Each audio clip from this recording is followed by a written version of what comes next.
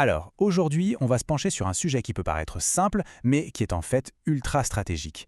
Comment bien choisir son aspirateur industriel? Et croyez-moi, c'est bien plus qu'un simple achat. Une erreur peut coûter une fortune, non seulement en matériel, mais surtout en productivité. Allez, on plonge dans cet univers pour tout comprendre. Pour commencer, cette citation de l'expert Hussein Zidouni, elle résume tout. Elle pose le décor et l'enjeu, il est là, il est énorme. On ne parle pas juste de faire le ménage, on parle de la continuité et de l'efficacité de toute une chaîne de production. Et voilà, c'est exactement ça, le changement de mentalité qu'il faut opérer. Trop souvent, on voit l'aspirateur comme une simple fourniture. C'est une grosse erreur. Dans un atelier, dans une usine, l'aspirateur, c'est un outil de process. Il doit être aussi fiable et aussi costaud que n'importe quelle autre machine de la chaîne.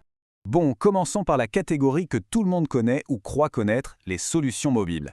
Mais attention, un aspirateur mobile peut en cacher un autre. Il y a un vrai gouffre entre le modèle de grande surface et le matériel qui est vraiment pensé pour un usage pro.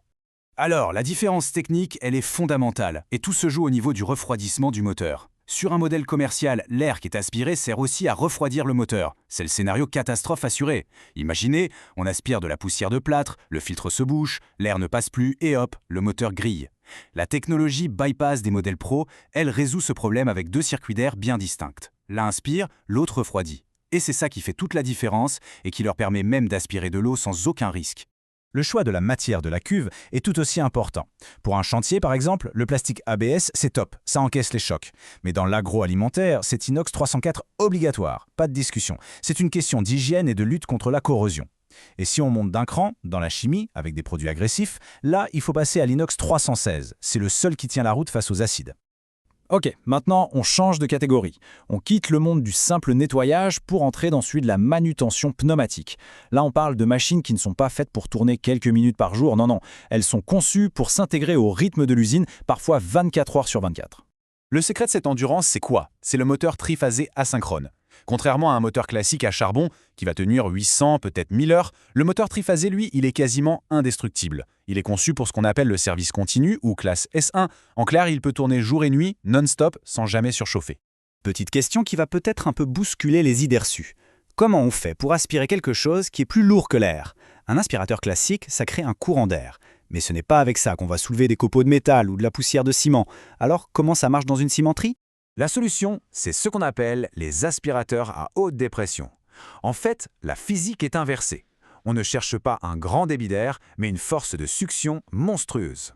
Ces machines, elles sont capables de soulever des billes de plomb, du sable mouillé, et le point qui est vraiment crucial, c'est qu'elles transforment la gestion des déchets en centre de profit.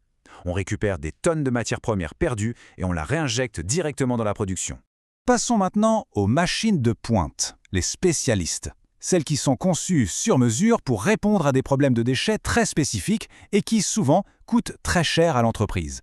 Prenons l'exemple de l'usinage mécanique. On a des copeaux de métal qui baignent dans de l'huile de coupe qui coûte une fortune. Cet aspirateur, il va réaliser un cycle parfait. D'abord, il aspire tout le mélange. Ensuite, il sépare les copeaux de l'huile. Après, il filtre l'huile pour enlever toutes les impuretés. Et enfin, il la réinjecte toute propre dans la machine. Le retour sur investissement est incroyable, souvent moins de 6 mois. Dans d'autres industries, le problème n'est pas le poids, mais le volume. Pensez au textile, au papier. Les déchets sont légers, mais on dit qu'ils sont foisonnants. Ça veut dire qu'ils prennent une place folle.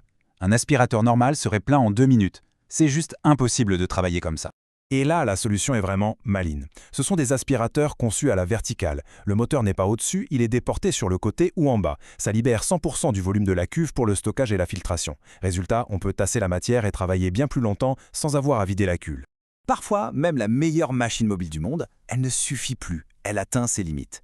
Et là, il faut changer de perspective. Il faut penser l'aspiration non plus comme une machine, mais comme une véritable infrastructure. C'est tout le principe de l'aspiration centralisée. L'idée est simple. On installe une grosse centrale d'aspiration dans un local technique, à l'écart de la zone de production. Et comme ça, on élimine complètement le bruit et les rejets d'air de l'environnement de travail.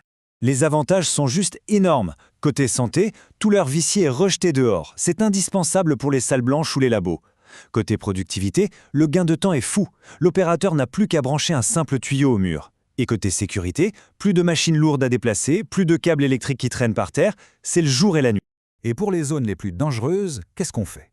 Je pense aux zones ATEX, les atmosphères explosives, où la moindre étincelle, c'est la catastrophe. Eh bien, il existe une solution qui est un pur bijou de mécanique, le système Venturé. Il n'a aucun moteur électrique, aucune pièce en mouvement. On le branche sur le réseau d'air comprimé de l'usine et c'est l'injection de cet air à très haute vitesse qui crée une aspiration phénoménale. Zéro risque électrique. La sécurité absolue. Bon, on a fait un bon tour d'horizon, on a vu pas mal de choses, maintenant il est temps de synthétiser un peu tout ça. Cette dernière partie, c'est un peu un guide pratique pour y voir plus clair et pour faire le bon choix en fonction de ses besoins. Ce tableau, c'est un peu la fiche mémo parfaite. Il résume toute la logique à avoir. Pour chaque situation, il y a une technologie et un matériel qui correspondent. Un chantier? Un modèle pro avec une cuve en ABS et un moteur bypass. Une cimenterie? Il faut un triphasé à haute dépression. Une zone ATEX? C'est le système Venturi, point final. C'est une feuille de route super claire qui est vraiment basée sur l'expérience du terrain. On termine avec une vraie question à se poser. Après tout ce qu'on vient de voir, est-ce que l'aspirateur actuel dans l'atelier est un centre de coût, une simple dépense, ou est-ce qu'il pourrait devenir un centre de profit?